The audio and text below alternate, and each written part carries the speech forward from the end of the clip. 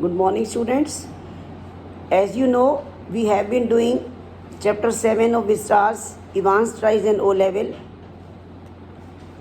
In previous lecture, we left the story when Stephen went to see the invigilator Mr. McLeary off at the prison gate. And on the way, when he was going towards the main gate, he was very happy as the governor chose him over Jackson to accompany McLeary off the premises. Everything was done fine this day, he thought. He stopped him from going to the canteen for an overdue cup of coffee. He wanted to see Evans for one last time. It seemed to him like a TV program in which the lady is never sure of locking the door before going to bed. And she would get up sometimes 12 times, sometimes 15 or even 20 times to check the bolts of the main door. The same happened to Stephen that day. Stephen again entered into the D wing and he once again opened the peephole of Ivan's cell. When he looked inside through it, he cried, "Oh Christ, oh my God," as he was shocked to see the situation inside. For a few seconds, he thought it was Stephen's on his chair, For a few seconds, he thought it was Ivan's on his chair, but it was not so.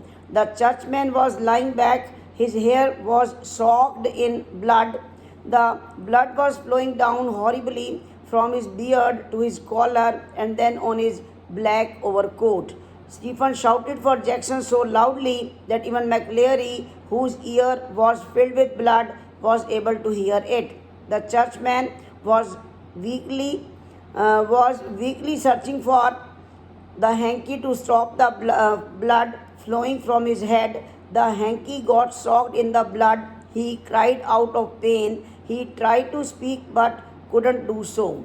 By the time Jackson came and ordered Stephens to call the police and ambulance, the hanky got fully soaked in blood and now it was making a soft sucking sound when pressure was applied to it. Next paragraph. McLeary raised himself and tells them that they should not worry about him as he is fine. He asked for the governor as he knew where Evans had gone. The blood was splashing down from his head while he was trying hard to pick up the German question paper from the table. All of a sudden, there was a massive sound of sirens. Officers were giving away orders, doors were being opened and shut, and the phones were ringing. Stephens and Jackson supported McLeary to the governor's office. His face was coated with dry blood when he was greeted by the governor at the prison yard. The governor looked puzzled because the same type of fear he had in his mind and the same had happened now. The governor wanted to take McLeary to the hospital, but he insisted on calling the police. He then opened up the German question paper and moved it towards the governor. He wanted to show something important to him. The governor noticed that a photocopied sheet was cleverly pasted on the blank space of the question paper. The governor tried to recall what he had learned in the German classes in 6th class. He was willing to translate the text. The governor tried to translate it. He was only able to translate it partially. It was written that everything should go by the plan.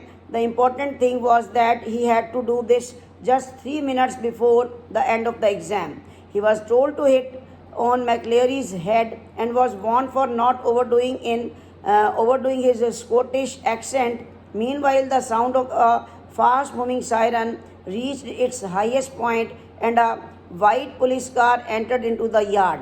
Detective Superintendent Carter waved out from his car and saluted the governor. He queried about what had happened and looked worried when he asked as to who hit the churchman. McLeary interrupts in between and said that Evans had gone to Elsfield. He was breathing heavily when he told so. Carter looked confused and tried to seek clarity from the governor. The governor told him to take him as only he knew where Evans had gone. had gone, and Carter helped McLeary sit inside, and within a few seconds the car sprayed the little stones behind it. This means that the car left the place at a great speed. The governor recalled that McLeary had said Elsfield Way. He started reading the text again and discovered that it was a route towards the examination board. He then concluded that somebody from the examination board had helped him. He then turned towards Jackson and Stephens and scolded them in a very insulting manner to help Evans walk out of the prison. Stephens mumbled that it was he who did it because the governor had ordered him to do so. Governor was surprised to hear this, and he said that he never did this. Stephens tells him the time when he called him. The governor once again scolded them for not understanding that it was a fake call. He then realized that it was of no use, as it was he who had called the examination board with a failed attempt. The governor was growing hopeless. He scolded senior prison officer Jackson for being so confident about his abilities. He had spent 2 hours checking Evans' cell and had declared it to be okay. But the reality was that Evans was able to hide a false beard, spectacles, and other clerical stuff inside his cell. He also had a weapon which he had used to hit McLeary in such a terrible way. The prison van came behind, but the governor did not move. He again looked down at the German text and tried to decode it. The word written it meant New Grave. He tried hard to find the place and then finally decoded it to be Newbury. He had got the place where Evans had escaped to. He then ordered the driver to take Evans and Stephens to St. Eldred's police station. He also instructed them to ask for Chief Inspector Bell on reaching at the police station. He was ordering both of the officers, Jackson and Stephen, to go there. Governor jumped the stairs to his office and called up Bell. He explained the entire situation to him. Bell said that he will catch him, but with some luck. The governor sat on his chair and started thinking while he lit up his cigarette. He thought that it was a nice plan, but felt that Ivan was careless to leave the question paper behind. He then admitted that all of them make mistakes like Evans, and then reassured him that this mistake of Evans will bring him back to the prison again. Once again, the phone rang very harsh on his desk. Carter informed him that McLeary had spotted him in a car at Elsfield Way. They chased him as they had noted down the number, but soon lost him at Eddington roundabout. Governor informed him that Evans was on his way to Newbury. He then explained as to why he thinks he is going towards Newbury, and then left it all on the police, as according to him his job was done. He had already become a laughing stock for others for being over trustful person.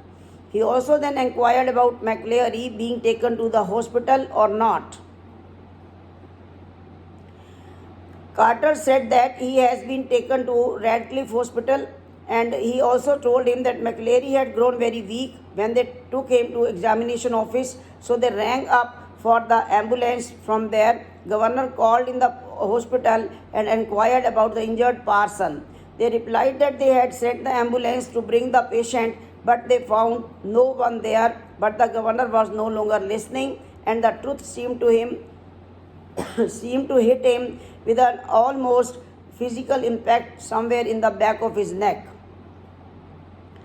When the governor heard about the disappearance of the parson, he did not hear anything more from the other side. He had understood the whole truth, and he was feeling a bit uneasy in his neck. After a gap of 15 minutes, they found the real Reverend McLeary, who was tied up by two men in his study at Broad Street since 8:15 a.m. The search in Newbury resulted into nothing. It was clear that the man who had taken to the prison door by Stephen was not Evans, who had pretended to be McLeary, but Evans was the one who stayed inside the cell and pretended to be McLeary, who was in a pool of blood. Okay, students, thank you. We'll continue next lecture.